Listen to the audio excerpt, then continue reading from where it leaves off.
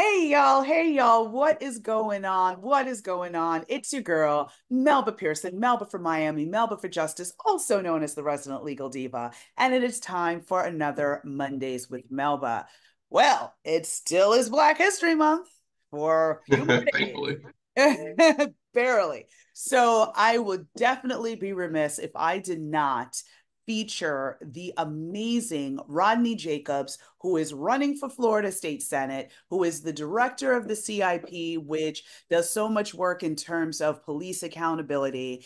And just, I mean, he's a vet. He's all the things. He's a dad. The He's all the things. So y'all, only thing I gotta do, I gotta create some of those cool hashtags and names for you for all the things I do. I gotta get my marketing team on it.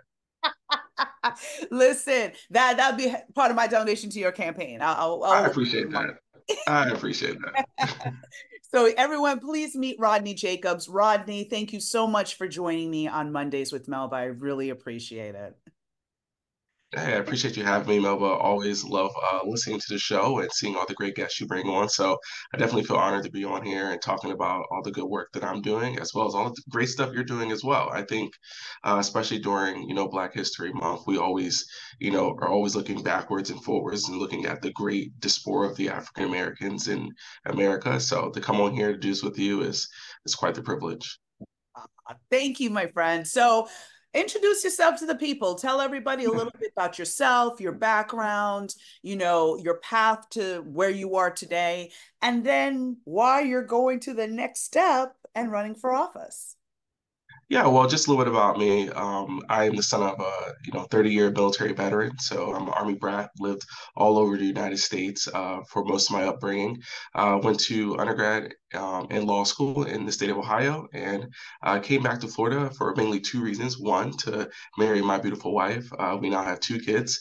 That's some of my 2-year-old's artwork right there. And to obviously work as, at the time, the assistant director of the CIP. I'm currently now the director, but I decided to move back to Florida to get married, to do some of this pivotal work that we're doing here with the CIP, but also to continue my studies at the University of Miami. And if you're counting at home, that's 4 degrees, which means I have a bunch of student loans that I can't seem to get rid of, no matter how many plans Joe Biden gives me. But I'm here for it and I love it all. I decided to, as you mentioned, I'm also in the Army. I joined the Army Reserves right after I graduated from law school.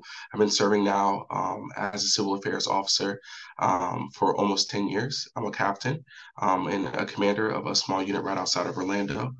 So I serve our country. Obviously, I serve our community from the aspects of the CIP, ensuring that we investigate police officers involved in misconduct, and we do our best to hold them accountable where we can. So I kind of looked at those two things, and I think you've covered it pretty well over the last 5 years or so. Florida has just kind of been this hotbed of culture wars and a lot of other undesirables that have come out of Tallahassee. And I said to myself, listen, it's not going to get any better if good people don't step up to the plate to do the work. I had a really good and deep conversation with my wife, and came to the determination: if not me, then who? If not now, then when? And so it really came down to either moving away from Florida for my family or fighting for Florida. So for me, Florida was just way too valuable just to give up. So I decided to throw my hat in the ring as an extension to my service. I have all three boxes checked. I have the community checked. Hopefully, I have the state checked here soon, and then obviously serving our nation in the Army. So I just really look at this as an extension to my service. I feel like I'm capable and I'm ready to do it. Two of the core principles I was always raised with in a military family is responsibility and discipline. My father always said, if you have the ability to do what's right, if you have the ability to do what's good, it's incumbent upon you to do those things, because we all have our own unique talents and gifts, and none of those are replicated just by anyone else. So if you have the ability, it's important for you to step up to the plate and do the hard work. So with that in mind, here I am. I've been running now for almost a year. I announced right after Labor Day, and the campaign's off to a great start, and we're going to keep the momentum going. That is so awesome. And I mean, and that's the reality, right? Like, we're never going to see the change that we want unless not only number one, good people step up, but more Mhm. importantly, number two, we support said good people when they step up, right? Correct, correct. Absolutely. Campaigns aren't free, and also They're not. when we see our legislators fighting for different things, fighting different bills, we've got to also have their back and support them so they're not like screaming to the wind.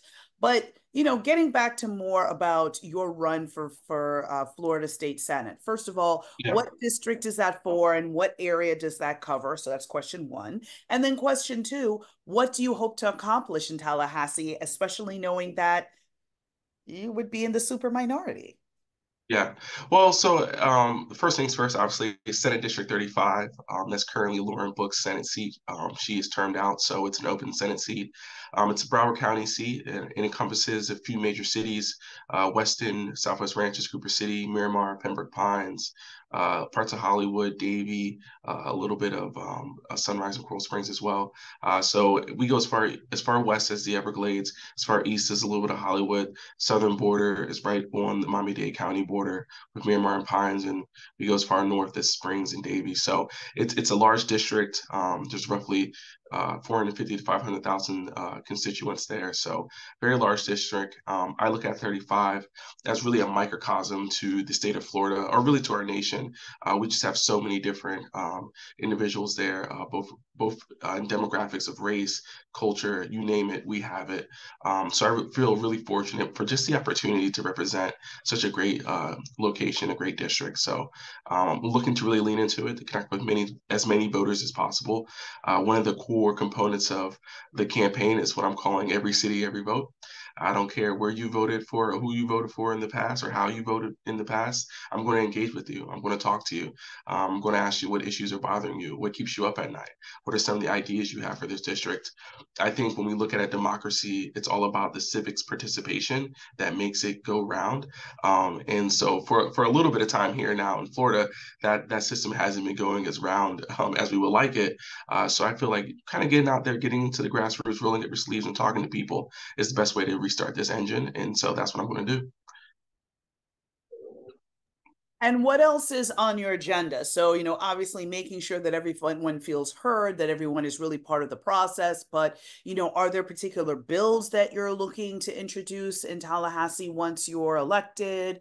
Yeah. And kind of if you can give everyone a little explainer of what a state senator does, because I don't Yeah. think, like, I feel like we all know, like, it was only a bill sitting here on If it Capitol. was only, all right, the schoolhouse rock song everyone forgets about, right? Exactly, but Listen, like people forget like how this impacts their day to day. So if you can connect the two, please. absolutely. So obviously, a state senator, we create law and policy for the entire state, just like your local leaders do ordinances and help with traffic mitigation and speed bumps. Well, state legislators make state law that affects and impacts everyone in the state. For me, really, I break down my key core principles to four major pots.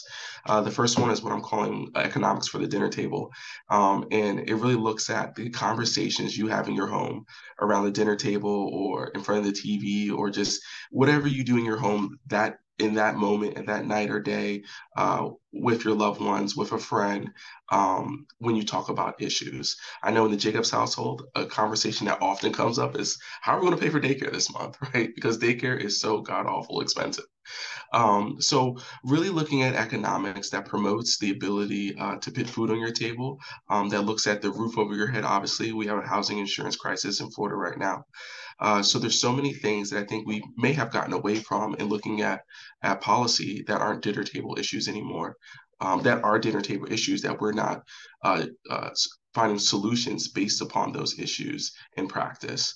So really, when I think about economics, I'm thinking about what people are doing to put food on their table, to keep food on the table, to raise their families, and to keep a roof over their head.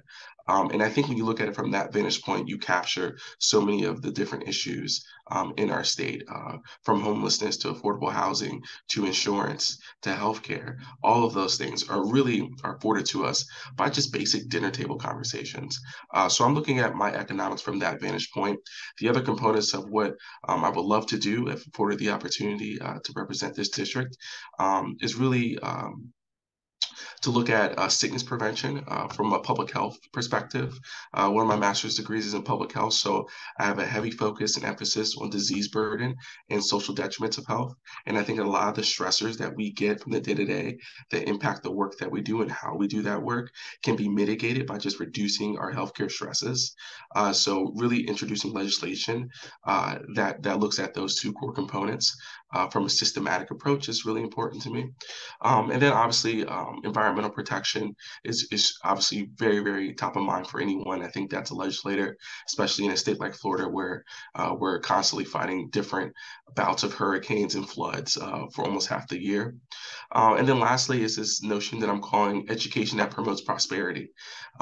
Really, for me, it's not necessarily about public schools or private schools or voucher programs, but really having great education that's curriculum based and fact based, so that I don't have to send my two black boys to school to learn that slavery had benefits, right? As we know, did not occur, right? So really, education that promotes prosperity, no matter what angle you're going through, we need to ensure that our teachers are funded well. We need to make sure our schools are funded appropriately, and we have a curriculum that aligns with historical fact. Woo! I mean, facts, facts, facts, facts right there. I mean, you're just hitting all the key issues that impact folks' day to day. And that's what people are talking about. That's what parents are talking about. That's what, you know, teachers are talking about. I mean, these are real, real issues that you're really trying to address, and I love it. So I want Absolutely. to, but I want to pivot slightly because I know there's a bill that's been introduced this session to Yeah. reduce the amount of civilian oversight that can be had over the police department. So, in other words, trying to get rid of the CIP, which you are the director of, the ICP, which is the Miami-Dade version, because CIP is for the city of Miami, ICP is for Miami-Dade County as a whole. Are you doing any work around that? And can you also shed some light on why this is so problematic? Yeah, listen, and this is one thing I've told to numerous people when they ask me why I wanted to run for office. It's mostly because I'm not new to any of this kind of work. I've been to Tallahassee. I've offered bills. I've lobbied against bills. I know how the civic process works. I've gone to Tallahassee and brought back wins for our community as it relates to oversight, and I've pushed back bills such as the one you've mentioned that looks to dismantle police oversight. So there's two bills right now going through both chambers. In the House is House Bill 601. In the Senate, that's Senate Bill 576. And both of those bills seek to do the same thing, and that's undermine and or eliminate the ability for police oversight departments and agencies to investigate officers involved in misconduct. Obviously, that's super problematic, not only just from my department's view, but from a due process view, from equal protection view. I think one of the major bedrocks of our democracy is allowing people to complain about something, to talk about something that occurred to them that they feel was wronged, or where they feel they may have been wronged, or that was potentially unconstitutional. So our departments give the ability for community members and officers, mind you, to come in here to speak about what occurred, about an interaction that dealt with law enforcement or public safety, and do so in a way that they perceive is just, that they know some level of finality will will come from it. So right now, for better or for worse, police unions and elected officials on the Republican side have proffered this bill uh, in their defense, although they probably don't need any defense. They believe that by doing so, it eliminates some of the negative activism, quote unquote, that happens in these agencies. In my opinion, that's not the case. We are a professional organization. We are staffed with former police officers. And I have military experience here as our director. So at least in the city of Miami, we've been operating for over 20 years. We've done a lot of great work in innovating our police department.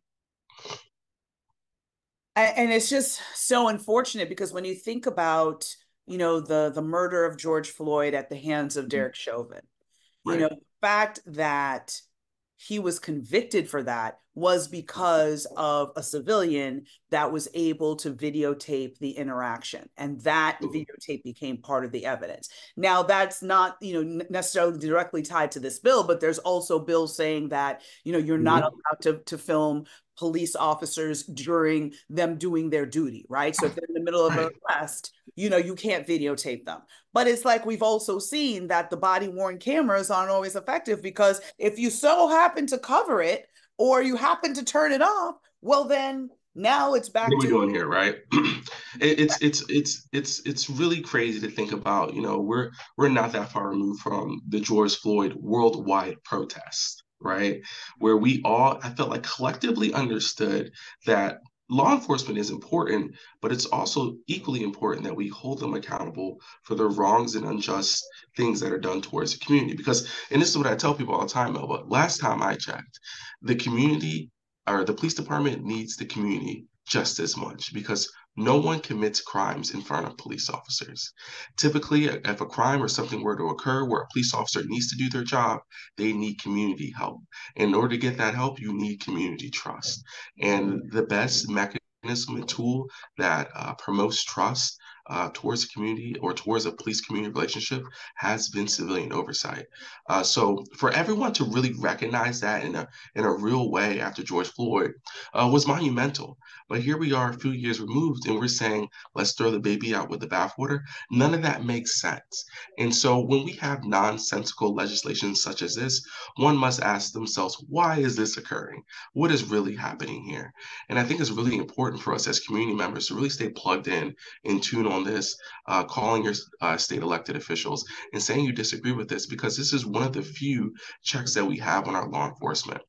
And law enforcement officials, they would like you to believe that, plumbers don't check plumbers, and electricians don't get questioned by civilian panels. You have all these professions that don't have this level of oversight. I'm always one to say two things to that. One, as a police officer, you are a public official. By being a public official doing public work, you are being monitored and checked and held accountable by the public. And what's more, Melba, and I'm sure you know this better than anyone else, last time I checked, when you've committed malpractice in your field, whether you're in a public or private profession, you go to a jury of 12 people who are regular, everyday citizens that will judge you on the merits of your case. And last time I checked, those people in that jury box aren't all police officers, right? They aren't all from the same profession. They're a jury of your peers. And we believe that this is the best way to operate and work in this space, because this has been the core component of our democracy. Absolutely. And then when you think about, for instance, doctors who commit malpractice, right? Maybe you may not end up getting sued. Maybe you may not end up going to jail, but they could take your license from you and you will not be able to practice medicine. And there Absolutely. and there is no doctor that I know, and I've got doctors in as friends and family or whatever. If they know somebody's sketchy, they're never going to want to go and do surgery with them. And so Right. they're going to And, rat them out and get them out because you're going to cause problems for me. And I don't understand why the police departments can't view this the same way. I've been trying to wrap my mind around that complexity. The best way I can look at it is, they perceive policing to be more than a job for them. And I understand that. I think anytime you could potentially be putting your life on the line, you have to look at your job in a place that's more than a job. But when we really boil down the hard facts of what is occurring here in policing, majority of the 400 complaints that we receive in our office are low-level discourtesy complaints. Let's set aside the criminal aspects of things, right? That's a question for the state attorney. That's a question for qualified immunity. The real criminal things, I think police officers understand that they don't want people in there tarnishing the badge as it relates to real criminal heinous operations. We would hope that the state attorney indicts. We would hope that the police chief removes those people. We would hope that the law enforcement officer's Bill of Rights doesn't equally apply to people that have abused their power from a criminal place. But the rest of everything else, probably over 90% of everything else, is not criminally related. And in those situations, we need to invite police officers to find another job. You just weren't good at this. There's tons of things that Rodney Jacobs is not good at. I don't do those things, right? I'm just not good at it. And we need to come to a space within our communities in this discussion to say, if you're not a good cop and you're not good at this job, that's okay. I'm sure you have value doing something else in life, but this ain't it. And we got to find something else for you to do, because if you keep on the path that you're on, a discourtesy can become a use of force. And that's when things become criminal. And that's where we get consequences that we can't take back. Didn't Derek Chauvin have like 18 or some Yeah, large amount of civilian yeah, complaints before we got to the point of George Floyd? absolutely. Listen, these things don't happen in a vacuum. They Yeah, don't necessarily happen all at once or overnight. It happens over a systematic period of time when there's a ton of red flags. And yet unions and arbitrations and what have you keep bringing back the same person over and over again, just waiting for an accident to happen, just waiting for something catastrophic to occur where a movement needs to happen. So I think at times union officials and police department members are their own worst enemies, and a lot of these things can be completely avoided. yeah, yeah, absolutely. Well, circling back more to you, um, when is your election? And how can people support you? Yeah, so the election is a primary election. It'll be August 20th, 2024. Obviously, anyone in the cities that I mentioned, the best way you can support me is by voting for me on election day. For anyone else looking to support, definitely check out my website at jacobsforsenate.com. That's jacobsforsenate.com. On the website, you'll hear all about the platform that we spoke about today and also ways you can contribute and donate. Awesome. And so for everybody watching, just know that I'm going to put in the comments, number one, the website to be able to support Rodney, also the bills that we were talking about. So in case you reside in the state of Florida and want to raise your voice around that, you'll have the tools to be able to do so. And I'm going to do my own personal plug because as we all know, I did run for office and it ain't easy, right? It ain't It easy. ain't easy. I want people with the lived experience who have done the work, who reflect your community values up in Tallahassee, up in positions of power. You've got to support them. That includes coming out to vote. That includes donating. And it can be $25. It could be Every bit helps. $100. It could be $1,000. Like whatever you can do. Listen, campaigns can't support themselves without money. You need to be able to buy yard signs. You need to be able to, put together walking cards, basically brochures, so that you can hand out to people and they know you're running. Like there's a whole machine that is involved, and you can't just do it purely with volunteers. But Absolutely. volunteers are greatly appreciated. You So are. if you can donate, if you can, volunteer, make some phone calls for him, anything. More importantly, spread the word to your people them in all the Broward areas. Election coming. You got to vote for Rodney Jacobs. I do not live in Broward. Um, and if I were to, I don't think I'd get there in time for this election. But, but No, the cutoff time hasn't happened yet. There's still hope. uh, then I wouldn't be Melba from Miami anymore. I don't know. It's true. We The got to think about alliteration, you had to figure that out. yeah, we got to do some marketing on that, marketing discussion. But I wholeheartedly endorse Rodney Jacobs for Florida State Senate. I have known him for a very long time. I have watched him move. I have watched him work. He is the real deal. And if we want to see change, we need to be fighting to get more people like Rodney Jacobs up in Tallahassee so we can see the Florida that we want to see where, we don't have all this foolishness and culture wars and all of this garbage. So I endorse Rodney Jacobs. I encourage you to learn more and support him as well. Thank you so much, Melba. I appreciate it. Thanks for having me on. And hopefully, in a few months, I can come back and say we were victorious. That is the plan from our lips to the community's lips to God's ears. We're going to make this happen. Absolutely. Let's do it. Let's do Thank it. you. Thank you again, Ronnie. Appreciate you. And thank you all for tuning in. Like, comment, share, and make sure to spread the word. Take good care. Bye.